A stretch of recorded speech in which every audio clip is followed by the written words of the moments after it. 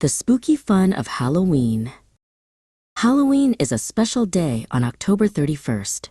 It's not a day off from school, but it's a favorite for many kids. Why do kids love Halloween? Because of two super fun things, costumes and candy.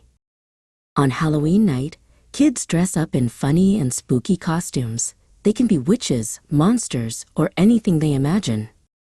After getting into their costumes, the kids go from house to house in their neighborhood. They carry big bags to collect yummy treats. At each door, they knock and wait for someone to answer. When the door opens, the kids shout, "Trick or treat!" This is a special Halloween greeting. The grown-up at the door pretends to be a little scared of their costumes and then gives them candy for their bags. At the end of the night, their bags are full of all kinds of delicious candy to enjoy for many days. Another fun tradition is making a jack-o'-lantern. Families get a big, round, orange pumpkin.